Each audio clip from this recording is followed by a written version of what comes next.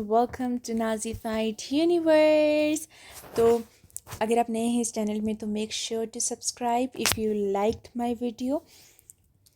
आज का हमारा टॉपिक है प्लेटो। तो हम पढ़ेंगे प्लेटो के बारे में। हम कोशिश करेंगे प्लेटो की मोस्टली थ्योरीज इसी वीडियो में ख़त्म हो जाए। तो लेट्स गो, अगर नहीं हुई तो may be part 2 will be required. तो फर्स्ट ऑफ ऑल हम बेसिक इंट्रोडक्शन प्लेटो की देखें तो Plato is known as the father of idealism. और ये जो है सोक्रेट्स के स्टूडेंट थे और ये एरिस्टोटल के टीचर थे। मतलब अगर हम इसकी हायरार्की देखें तो सोक्रेट्स आए टॉप पे, देन उनके स्टूडेंट आए प्लेटो के आगे स्टूडेंट आगे एरिस्टोटल। तो प्लेटो का जन्म हुआ 427 BCE में एथेंस में in an aristocratic family. Aristocratic अगर आप सिंपल में समझे तो एरिस्टोक्रेटिक जो है सोसाइटी में जैसे सोशल क्लासेस होती है उसमें जो टॉप पे आते हैं सुपीरियर, वो एरिस्टोक्रेटिक फैमिली होती है। तो उसमें प्लेटो पैदा हुए। तो you can see that privilege. और ये जो है पेलोपोनेसियन वॉर के दौरान ये जीवित थे और इन्होंने ये देखा एथेंस का डिक्लाइन, मॉरल और पॉलिटिकल डिक्लाइन होते हुए भी इन्होंने देखा। और उसके बाद एथेनियन डायरेक्ट डेमोक्रेसी थी। ये क्वेश्चन इंपॉर्टेंट है कि डायरेक्ट डेमोक्रेसी कहाँ पर थी। एथेंस में डायरेक्ट डेमोक्रेसी थी। उसका क्राइसिस भी प्लेटो के जीवन के दौरान हुआ।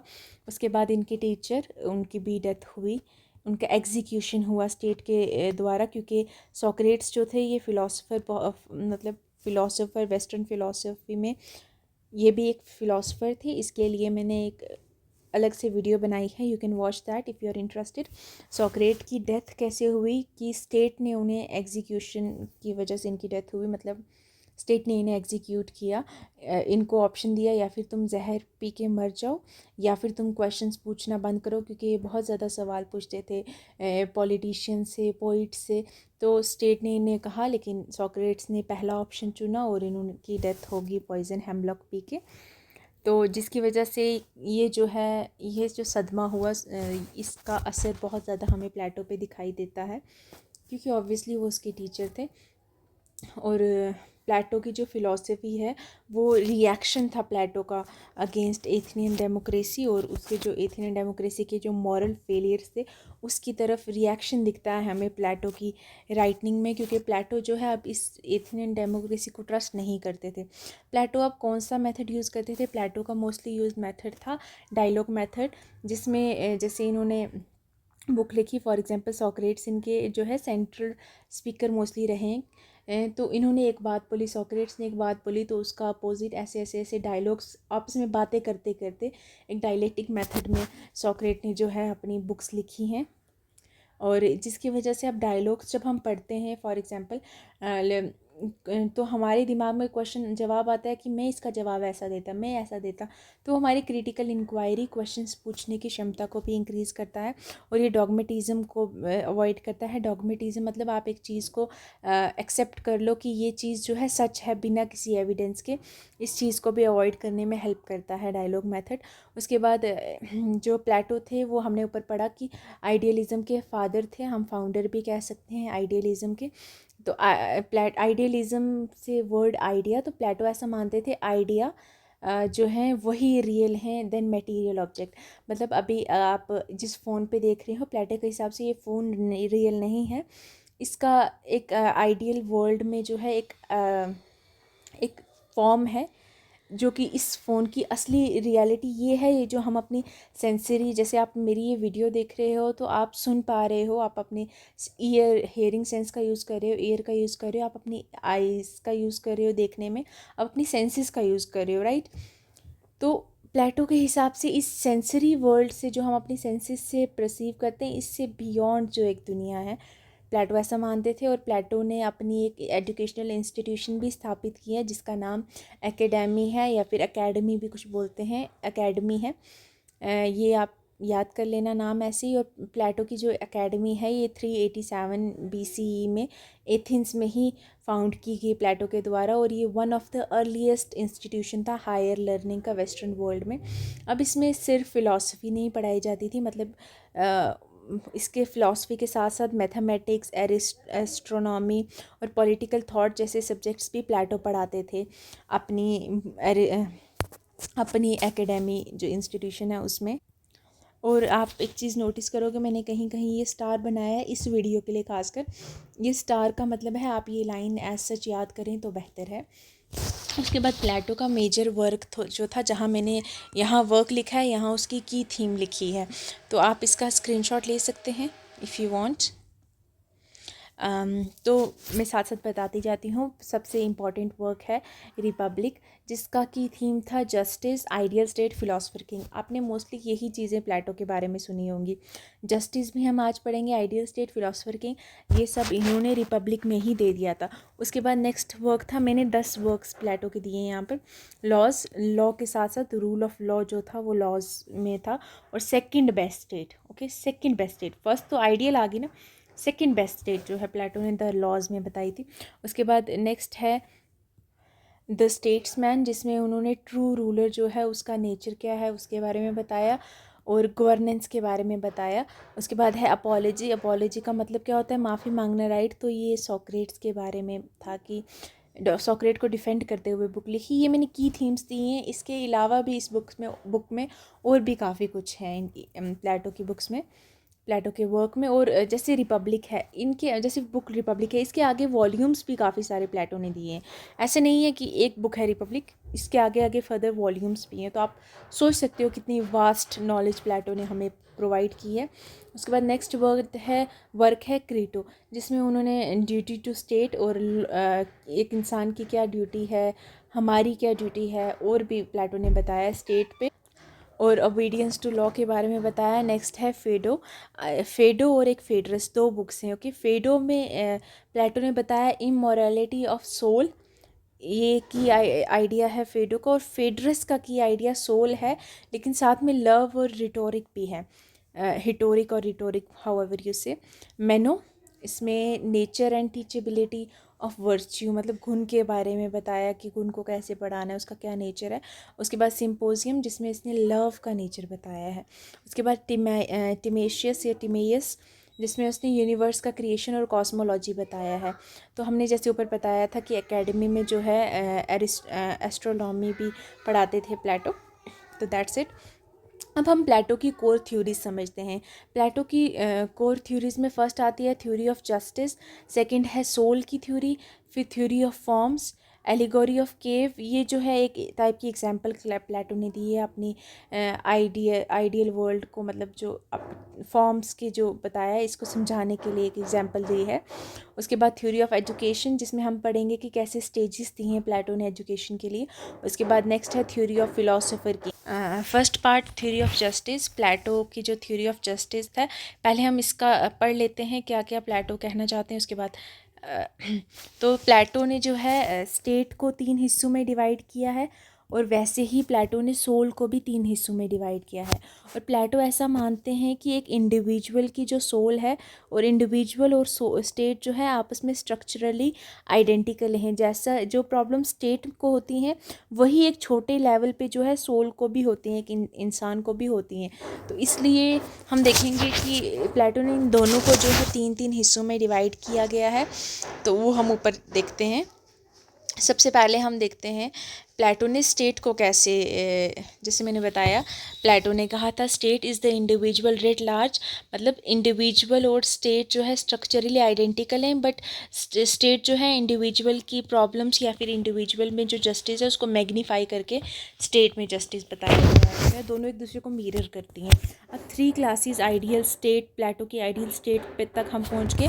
प्लेटो की जो आइडियल स्टेट है, वर्ड से ही आइडियल दिया गया है, मतलब परफेक्ट स्टेट, राइट। तो उसमें इन्होंने 3 हिस्सों में डिवाइड किया है सोसाइटी को, रूलर्स, ऑक्सिलरीज और प्रोड्यूसर्स। रूलर्स का काम क्या क्या था, राज करना, टू रूल द स्टेट, मतलब स्टेट को गवर्न करना काम था रूलर्स का। और इनके अंदर इनका यहाँ मैंने ये क्लास दी है, ये फंक्शन है, फिर थर्ड वर्च्यू है, उसके बाद मेटल है, ऐसे देखना। उसके बाद रूलर्स का काम क्या है, टू रूल। और गवर्नेंस, रूलर का काम है कि अपने स्टेट को गवर्न अच्छे से करना है। अब गवर्न करने के लिए इंसान को बुद्धि की ज़रूरत है, नॉलेज की ज़रूरत है। तो रूलर्स में क्या गुण होना चाहिए, रूलर्स के अंदर विजडम होनी चाहिए। तो उसके बाद ऑक्सिलरीज़, जिसको हम सेकंड लेवल पे डालते हैं, ये जो है प्रोटेक्शन इनका काम है, डिफेंस इनका काम है, स्टेट की डिफेंस करना। तो डिफेंस कौन करता है? सोल्जर्स करते हैं। तो ऑक्सिलरीज़ में मोस्टली सोल्जर्स आते हैं। तो सोल्जर्स में क्या चीज़ होनी चाहिए? सोल्जर्स को ब्रेव होना चाहिए, सोल्जर्स में करेज होना चाहिए। तो ऑक्सिलरीज़ का वर्च्यू क्या आएगा? करेज। उसके बाद बाकी जो भी क्लासेस बचे ना, हमने रूलर्स देख ली, हमने सोल्जर्स देख ली, लेकिन उसके अलावा भी तो सोसाइटी में ट्रेडर्स होते हैं, आर्टिसंस होते हैं, फार्मर्स होते हैं, वो सब को जाके प्लेटो ने प्रोड्यूसर्स के अंदर डाल दिया है। ये जो बाकी बचा हुआ इकोनॉमिक और मटेरियल नीड्स हैं, उनको प्रोड्यूसर्स जो है पूरा करते हैं। तो इन तीनों में से लार्जेस्ट क्लास कौन सी हुई? प्रोड्यूसर। ओके, तो हम जैसे ओलंपिक हो गया या फिर कोई भी और हम कंपटीशन देखते हैं, तो फर्स्ट प्राइज़ को क्या देते हैं? गोल्ड देते हैं, गोल्ड मेडल। सेकंड को सिल्वर और थर्ड को ब्राउन्ज। वैसे ही फर्स्ट रूलर है, रूलर को हमने गोल्ड दिया क्योंकि ये रूल कर रहा है, टॉप पे है। सेकंड ऑक्सिलरीज है, इसको हमने सिल्वर दिया, मेडल हमने नहीं दिया गया है प्लेटो, और ये क्वेश्चन भी पूछा गया है CUET PG में। और थर्ड है प्रोड्यूसर्स, जिसको ब्राउन्स दिया गया है। उसके बाद जस्टिस सोसाइटी में तब होगा जब रूलर्स जो है रूल करेंगे, अपना काम करेंगे, ऑक्सिलरीज अपना काम करेंगे, प्रोटेक्ट करने का काम करेंगे, और प्रोड्यूसर्स अपना काम करेंगे, मतलब प्रोड्यूस करने का, बनाने का, इकोनॉमिक नीड्स को फुलफिल करेंगे। और ये तीनों जो है एक दूसरे के काम में दखल अंदाजी नहीं करेंगे, मतलब प्रिंसिपल ऑफ नॉन इंटरफेरेंस को फॉलो करेंगे, एक दूसरे के कामों में इंटरफेयर नहीं करेंगे। तभी हम कहेंगे कि सोसाइटी में जस्टिस हो चुका है, स्टेट में जस्टिस हो चुका है, जब each class will perform its own role without interference. अब इंडिविजुअल में जस्टिस के लिए ट्राईपार्टाइट सिस्टम दिया गया है, जिसमें सोल को 3 हिस्सों में डिवाइड किया गया है। फर्स्ट हिस्सा है रैशनल, सेकंड है स्पिरिटेड और थर्ड है एपिटिटिव। अब आप गेस कर सकते हो रैशनैलिटी किस में होनी चाहिए, रैशनल या फिर रीज़न भी आप इसे बोलते हो, ये होनी चाहिए रूलर्स में। तो इनका वर्च्यू रूलर्स का क्या था? विजडम। सेकंड है स्पिरिटेड, मतलब ब्रेवरी और करेज किस में, स्पिरिटेड किस में होनी चाहिए, मतलब इमोशंस और डिफेंस फंक्शन है इनका, तो वो करेज होनी चाहिए सोल्जर्स में या ऑक्सिलरीज में। थर्ड है एपिटिटिव, जिनमें डिज़ायर्स और वांट्स होनी चाहिए, उनका वर्च्यू क्या होना चाहिए? टेम्परेंस। हमने ऊपर देखा, राइट, टेम्परेंस इनका वर्च्यू है। तो रैशनल मतलब थिंकिंग और रूलिंग। तो इंडिविजुअल जस्टिस भी तब होगा जब जो है रैशनल पार्ट है वो रूल करेगा, जो स्पिरिटेड पार्ट है वो सपोर्ट और डिफेंड करेगा, और जो एपिटिटिव पार्ट है वो ओबे करेगा, अपनी डिज़ायर्स और वांट्स को फुलफ़िल करेगा, अपनी और सबकी भी।